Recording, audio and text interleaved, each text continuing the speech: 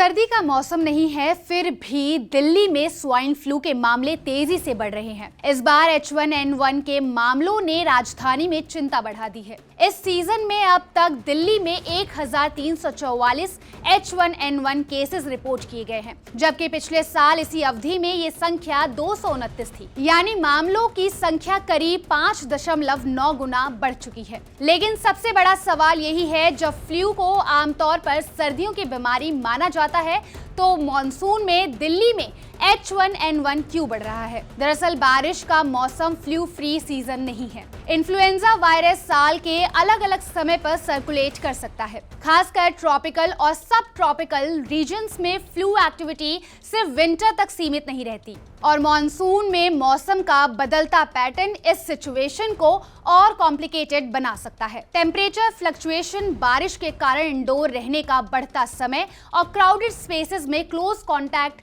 Respiratory infections के transmission को बढ़ा सकते हैं। Doctor Tushar tile, associate director internal medicine, CK Birla hospital, Gurugram के मुताबिक influenza viruses traditional winter season के बाहर भी सर्कुलेट कर सकते हैं। क्लोज कॉन्टैक्ट और क्राउडेड सेटिंग में रेस्पिरेटरी इन्फेक्शंस के फैलने का रिस्क बढ़ सकता है। अब ये समझना भी जरूरी है कि H1N1 आखिर फैलता कैसे है। H1N1 इन्फ्लुएंजा ये वायरस का एक सब टाइप है। संक्रमित व्यक्ति के कफ, स्नीज या बात करने के दौरान निकलने वाली रेस्पिरेटरी ड्रॉपलेट्स के जरिए वायरस दूसरे व्यक्ति तक पहुंच सकता है। यानी क्राउडेड प्लेसेस और क्लोज कॉन्टैक्ट में एक्सपोजर बढ़ने पर इन्फेक्शन फैलने का रिस्क भी बढ़ सकता है। लेकिन मॉनसून में H1N1 को पहचानना एक और वजह से मुश्किल हो सकता है। इसके सिम्टम्स दूसरे इन्फेक्शन से काफी मिलते जुलते हैं। H1N1 में अचानक fever, dry cough, sore throat, headache, body ache, weakness और टायर्डनेस जैसे सिम्टम्स हो सकते हैं। वहीं दिल्ली में मॉनसून के दौरान डेंगू भी चिंता का विषय रहता है, और उसमें भी फीवर, हेडेक, बॉडी पेन और वीकनेस जैसे सिम्टम्स दिखाई दे सकते हैं। इसलिए सिर्फ सिम्टम्स को देखकर खुद से ये तय करना सही नहीं है कि आपको H1N1 है या कोई दूसरा इन्फेक्शन। अगर फीवर बना रहे, सिम्टम्स बढ़ रहे हो और हालत बिगड़ रही हो, तो डॉक्टर से सलाह लेना जरूरी हो जाता है। अब सवाल आता है, किसे H1N1 को लेकर ज्यादा सावधान रहने की जरूरत है? सबसे पहले यंग चिल्ड्रन, 65 साल से ज्यादा उम्र के लोग, प्रेग्नेंट विमेन और क्रॉनिक हार्ट, लंग, किडनी या मेटाबॉलिक कंडीशंस वाले लोगों में इन्फ्लुएंजा कॉम्प्लिकेशंस का रिस्क ज्यादा हो सकता है। इसके अलावा कमजोर इम्यूनिटी वाले लोगों को भी फ्लू लाइक सिम्टम्स को इग्नोर नहीं करना चाहिए, और कुछ सिम्टम्स ऐसे हैं जिन्हें बिल्कुल हल्के में नहीं लेना चाहिए।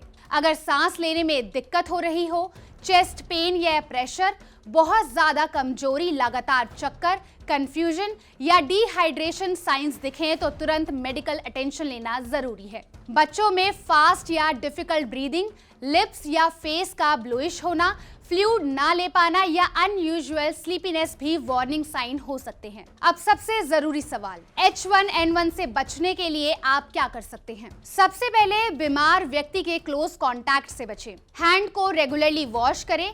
कफ या स्नीज करते समय माउथ और नोज को कवर करें, और खुद बीमार होने पर घर पर ही रहे, ताकि इन्फेक्शन दूसरों तक ना पहुंचे। इसके साथ ही एनुअल इन्फ्लुएंजा वैक्सीनेशन फ्लू और उससे होने वाली कॉम्प्लिकेशन के रिस्क को कम करने में एक महत्वपूर्ण तरीका है। खासकर हाई रिस्क ग्रुप्स में वैक्सीनेशन को लेकर डॉक्टर से सलाह लेना उपयोगी हो सकता है। तो दिल्ली में बढ़ते H1N1 केसेस हमें एक जरूरी बात याद दिलाते हैं, स्वाइन फ्लू सिर्फ सर्दियों की बीमारी नहीं है। मॉनसून में भी इन्फ्लुएंजा सर्कुलेट कर सकता है, और फीवर, कफ या बॉडी एक जैसे सिम्टम्स को सिर्फ मौसम का असर समझना सही नहीं है। इसीलिए सतर्क रहिए, सिम्टम्स को पहचानें और खासकर सिम्टम्स गंभीर होने पर समय पर डॉक्टर से संपर्क करें।